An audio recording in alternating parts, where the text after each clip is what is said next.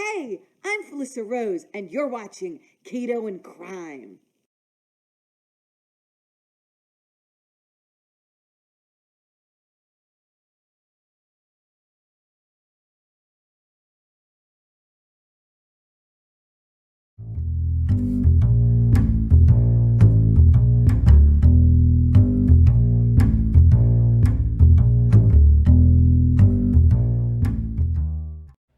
Hey everyone, welcome to Keto and Crime and Thought Crime. Today we've got book number 2 in Chad Daybell's the Emma Chronicles series. Thank God there's only 3 of them. As you'll recall, I read the first one, An Errand for Emma, a few months ago. These are getting harder and harder to read. I'm down to one last Daybell book, and I think I would have read all of them. So I'm going, and that is the last in this series, which I will get to. It might take me a while, but I will get to it. But today we're going to be covering Doug's Diliema. As you remember, both of these characters are characters that you can find in Chad Daybell's second apocalyptic series, the Times of Turmoil or Standing in Holy Places series. So the Emma and Doug of those, these are the same Emma and Dougs we're reading about. So these are effectively origin stories in the Daybell expanded universe. So that's what we're going to be covering today, and I'd like to say a huge shout out to my patrons and my channel members. If you'd like to join them, you'll find those links down below. Always appreciated, never required. The best thing you can do for the channel is just like, comment, share, subscribe. And I'd also like to give a big shout out to the sponsor of this video, Keto Crisp, and they have been helping me get back on my keto journey because, as you can see, I took a nosedive right off that wagon. Their bars and everything helped me have a satisfaction for my sweet tooth while still staying on the keto wagon. So hopefully you'll be seeing this start to disappear over the next few months. But with that being said, I'd like to run a little promo for them, and then we will dive right into the story. Hey everyone, I want to tell you about a great new sponsor for the channel, Keto Crisp. They reached out to me wanting to help me get back on my keto journey. As you know, I've had some issues, and they know that sweets are a problem for me. So I have partnered with them after sampling them, and they are really good bars. I highly recommend them. Filling, not too sweet, but just sweet enough. So if you're on a keto or a carnivore or low-carb lifestyle, they are the perfect bar. But moreover, what I want to talk about is the company itself. Adam Brenham is the founder, and he has suffered from cerebral palsy as well as obesity most of his life, and yet he still persevered and founded his own company. I think just the whole Keto Crisp brand is a monument to the human spirit, and I just wanted to point that out, that I only choose to partner with brands that I really believe in. I both believe in their product, I believe in Adam, and I really believe in their motto. It's about what you can do, not what you can't. And with that being said, I'm proud to welcome a new sponsor to the channel. You can try them out for a 20% discount. Just like most keto bars, they're a bit pricier than the junk you're going to find in the supermarket, but well worth it. And so you can get 20% off using my discount code, which I will link down in the description below. And I look forward to doing many more collaborations with Keto Crisp. Thank you so much, everyone. So, as you remember, this is about the Daltons, and now we're looking at little brother Doug, who they called Double D. Of course they did, because this is a Daybell novel. Because he was great at two sports, basketball and baseball. Great in Chad Daybell's book. I think most people that play those two sports might differ, but anyway, so he is now going on his mission to serve in a New Jersey area that is all Spanish. They actually use the word Spanish as if every single one of these people is from Barcelona. No, I think what they mean is Latino or Latinx or whatever you want to. Latino. We're just going to call it Latino. Area. but yet he managed to hump everyone that most of these people are probably from Puerto Rico, but yet he is just calling them Spanish because that's how Chad does. Chad has a firm grip of the most idiotic obvious. But anyway, that's where he's going, and they threw in something else, that this area hasn't really recovered from the civil rights movement of the 1960s. What, Chad? Okay, they're Latino. Most of them, if you're going by true geographical borders, these would be from Puerto Rico, most likely. Why did you have to throw in that comment about the civil rights movement of 1960s? That was African American. Daybell logic. Daybell logic. We're just going to chalk it up to that. Anyway, he's amazed at New York City, as anybody that's never been to New York City would be. It's a fabulous city. Is greeted by President Hepworth's assistants. I'm assuming that is the president of that particular ward, as well as Elder Isaac Hanson and an Elder Josh Price. They drive to Morristown, New Jersey, and Doug reflected on his life to this point, which is a lot of baseball and football, and wondering what happened to his sister Emma when she fell down a hole and ended up going back in time and meeting Brigham Young. Yeah, that happened in the first book. You need to read it. Listen to my summary if you haven't. I'll link it right up there. And then a lot of it is a lot of exposition about his not wanting to date any of the many girls that, according to Chad Daybell, were throwing themselves at him. I'm not Mormon, but if I were a young Mormon girl, I'd be highly offended by that sentence. I know a few. Have known a few. None of them throw themselves at men in the way I'm sure Chad Daybell means it. But anyway. And then about how he felt when he got his mission letter and how his mother cried. Riveting writing here, Chad. Just makes me want to read even more. Not. So anyway, he also told about his best friend, Dawn. But of course, only Dawn is whiter than the name Doug or Chad, which I'm sure all this is based on. But anyway, he actually talked about his best friend Dawn from high school and how they used to double date with girls and then prank them. Because that's what girls want, Chad. Pranks.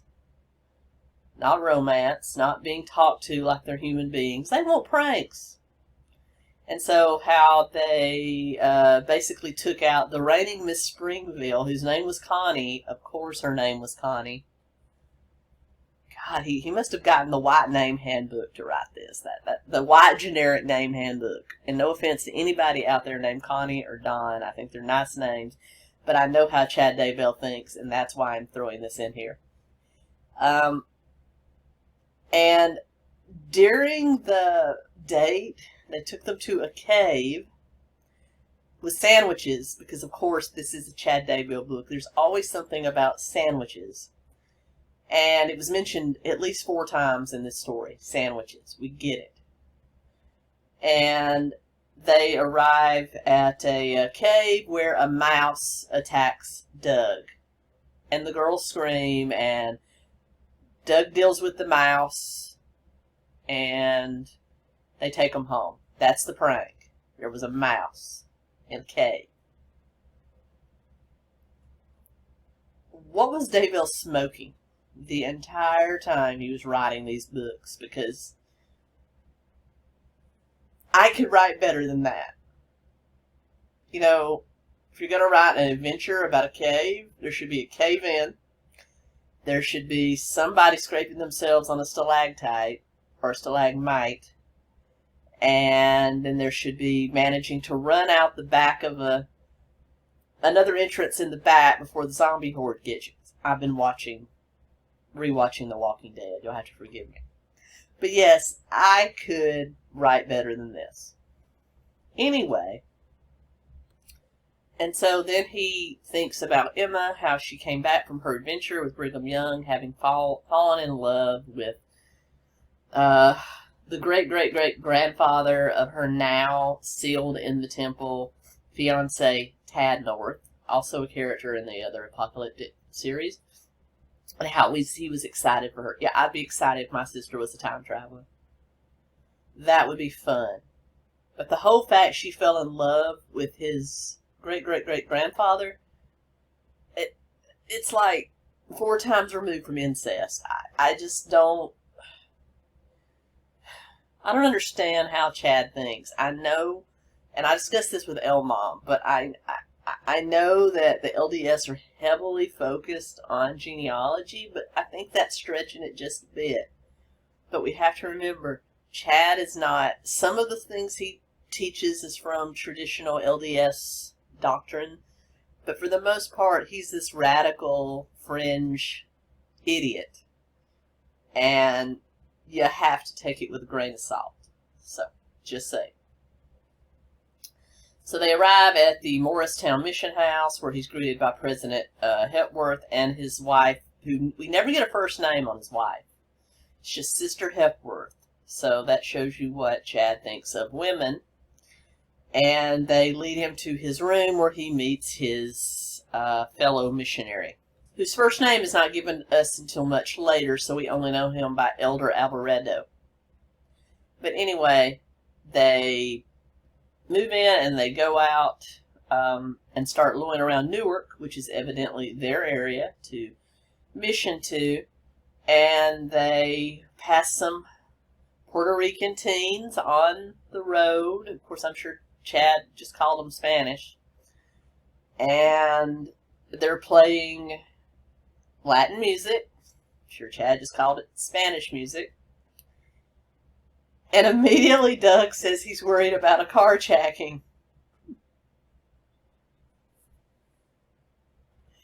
Oh my God. Oh my God. Oh, Chad, you racist piece of shit. Yes, some Puerto Ricans do carjack. So do some African Americans and some white people. Carjacking's a thing, but just because somebody's standing on the road or on the sidewalk listening to music does not mean they're about to hijack whatever generic Toyota Prius you're driving. Now, Chad.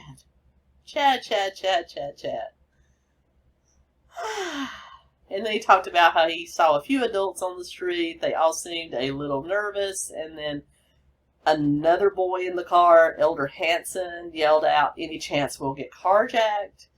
And Alvarado, who's evidently the token Puerto Rican Mormon, says, "There's always a chance, but I think we could fight them off."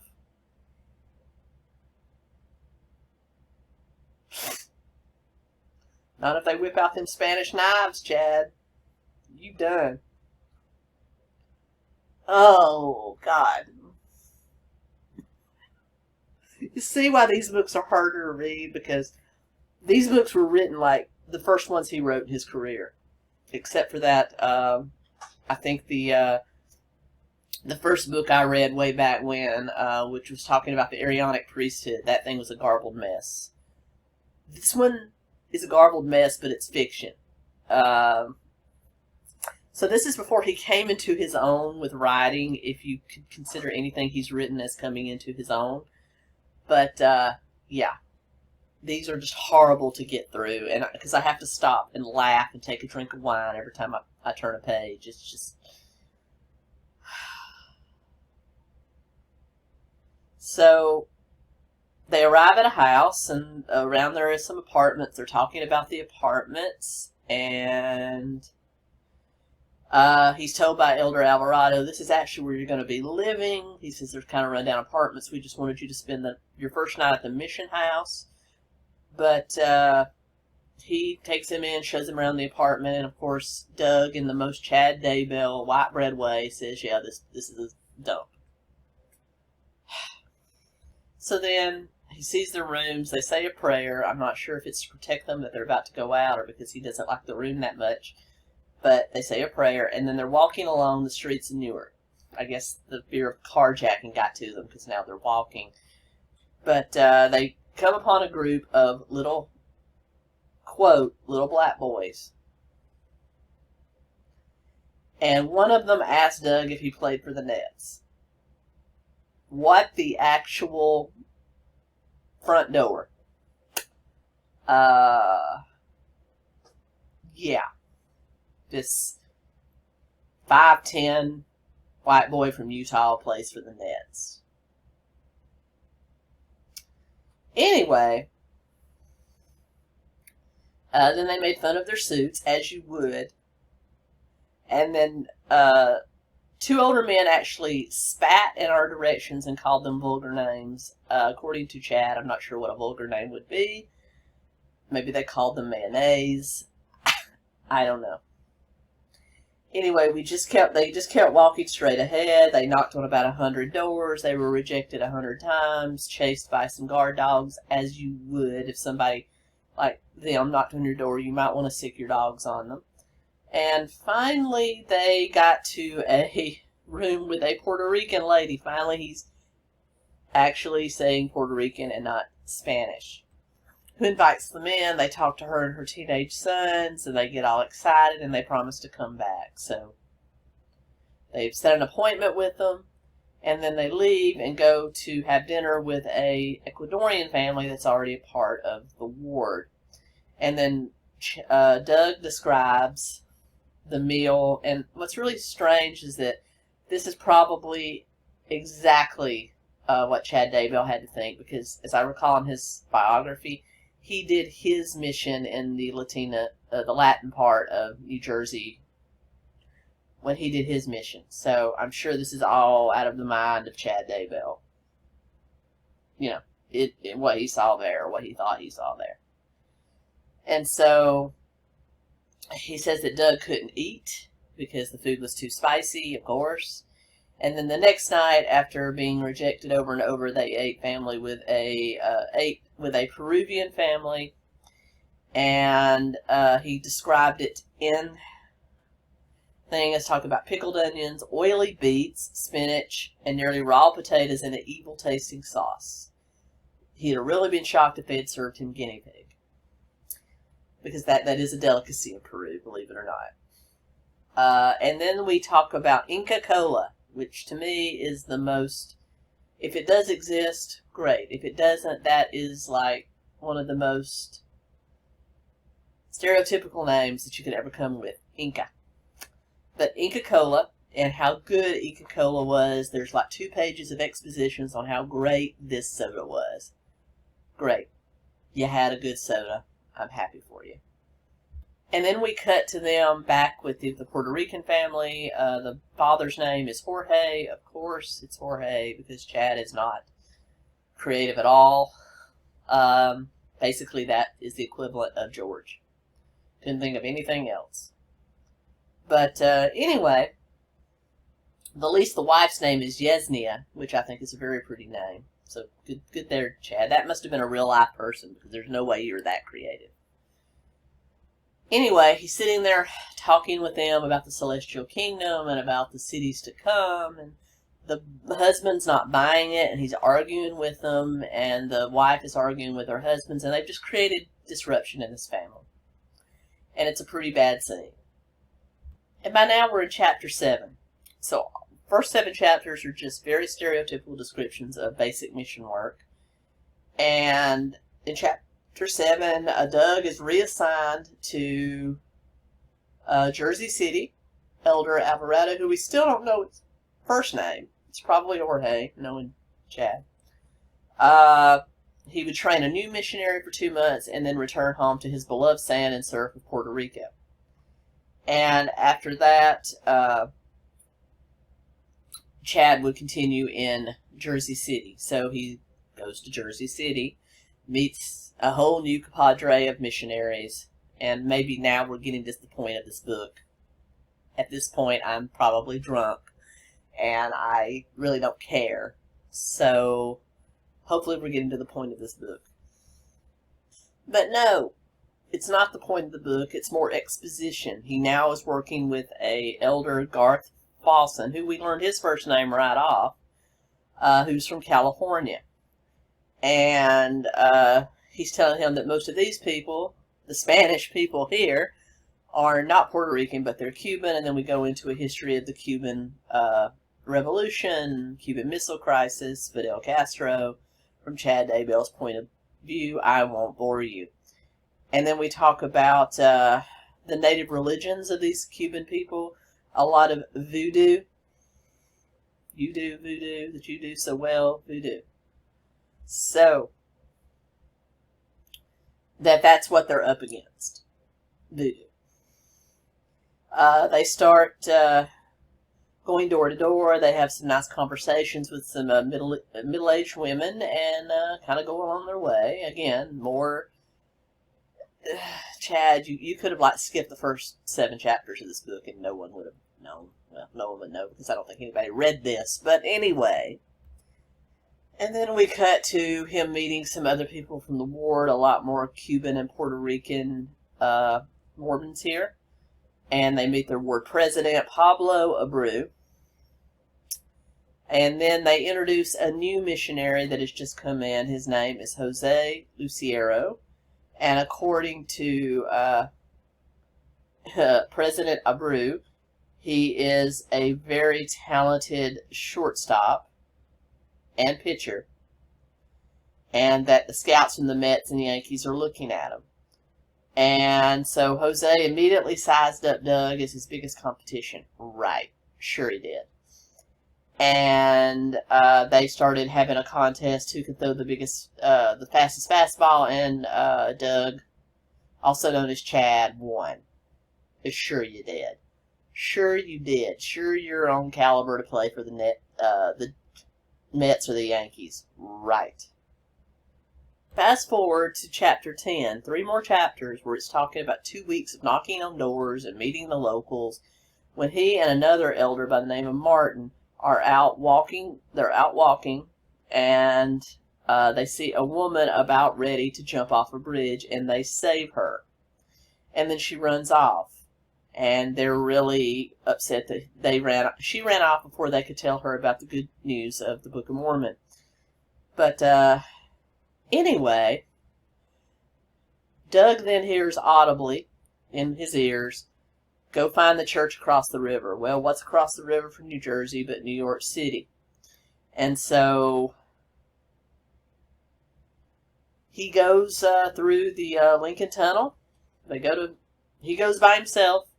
For some reason, the other missionary just let him wander off, and he goes through the Lincoln Tunnel and comes out in 1940s New York. Yes, we have done another time jump, 11 chapters in.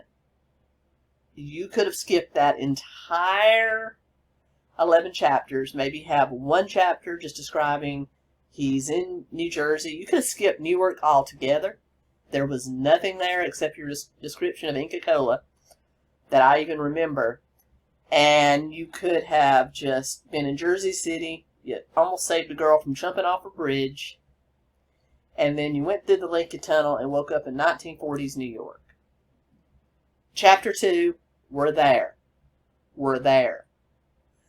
But no, it took 11 chapters to get there. So finally we're at the meat of this story, 11 chapters in. And I'm sure by this point in my reading, I'm on my 2nd bottle of wine.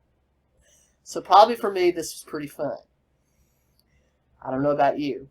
Let's get into it, shall we? Finally, the meat of the story. So what does one do when you're in 1940s New York? He tours it. He goes to Central Park. And then he meets a homeless man and has a discussion about Jesus with the homeless man. And then he tours the Empire State Building and meets another LDS family by the name of Andy and Brooke. They tell him that Ezra Taft Benson is the new member of the Quorum of 12. He's here in New York. He's speaking at the Brooklyn Chapel. So they all go there and listen to him speak. And he's talking about the war, because we're at the middle of the great, World War II, one of the great ones. And basically how the Saints were coming back to settle New York. I don't know. I have to ask El Mom about that. I don't know, but they're coming back to settle New York. Anyway, so this LDS man he met introduces him to Elder Benson and introduces him as a young missionary working in the Spanish areas. There we go again. Of New Jersey, and Elder Benson says, we don't have any missionaries in that area. What's up? And of course, Doug realizes the jig is up, and so he basically explains to this guy what actually happened to him, and the guy believes him. Just like Brigham Young in the first novel, the guy believes him. He doesn't put him in a straitjacket and send him to Arkham. He believes him. But then we go through this long Mormon history lesson, just like we did in An Errand for Emma. And we're still, like, circling the drain here, Chad. And we move into the meat here. This is we're almost at chapter 12, and still I don't understand the point of this book. But anyway. So, after he leaves there, he starts feeling really patriotic. Great. And he basically wants to go find both of his grandfathers who are fighting in the war. So he stows away on a Navy boat. Just walks on in and stows away on a Navy boat and ends up in Europe. He befriends this other soldier named Tex who believes he's in the army. I don't know where Doug actually got a uniform, but he did. This is Chad Daybell world. Plot hole. They just leave him lying around, you know. But, yeah, he becomes friends with this guy named Tex, and they end up in Europe fighting in the European theater of World War II, trying to find his grandfather. There's not a safer way to find your grandfather. But yeah, now Doug's fighting in World War II. It's another, time jump experience adventure from the mind of Chad Daybell. He managed to tell us he's a member of the 84th Infantry Division, also known as the Rail Splitters. Now, I was curious about this because I've heard about the Rail Splitters. Abraham Lincoln was a member of this illustrious unit way back when. It is basically a conglomeration of Midwestern soldiers, has been historically, and later on Texas soldiers. And before the age of modern warfare, they did a lot of splitting of rails. They would either cut railroad pikes, literally split them over so that the opposing army couldn't use their transportation means of transportation, literally split the rails, or they would build bridges, build fences. Think of an early day kind of Corps of Engineers execution unit. And so Abraham Lincoln was a member of this. And it has just grown into a member of the 84th Infantry Division. And according to Chad Daybell's biography, his grandfather was a member of this unit. So I can understand why Doug's grandfather, Keith Dalton, is also a member of this unit. So this is who they are, and they actually meet his grandfather, who is a sergeant in the unit. And so they trance from England into Norway and Holland, and they have a few little skirmishes with German soldiers. By this time, Tex knows that Doug never went to boot camp, that he was just a stowaway, but for some reason he keeps his secret. And they make friends with another sergeant by the name of Craig Ulson as they begin to march across Europe. They still haven't really told us what the date is, so I'm assuming it's somewhere between 1942 and 1943. And we're in the European theater. They would sometimes see German planes and British planes going overhead. They would see bombing runs, and they finally made it to the Rhine River, across Holland to the Rhine River, and they had been told that perhaps the Allies were going to plan a big offensive. So I'm assuming this is around 1943, because 1943, 1944, because we might be approaching D-Day. So their division of the Rail Splitters get into some skirmishes with some Germans. Eventually, during the march, all but Keith, Tex, and Doug are dead. And of course, now Keith, by virtue of seniority, is now their platoon leader. They get into one more skirmish outside a cabin with the Germans and end up being captured. And so they are marched back behind German lines and put into a prison camp where they are starved and beaten and tortured. It's a very horrific description of POWs. I'm sure that a lot of that's probably true, probably something Chad heard from his grandfather or great-grandfather. But very gruesome descriptions of POWs, and I'll spare you that.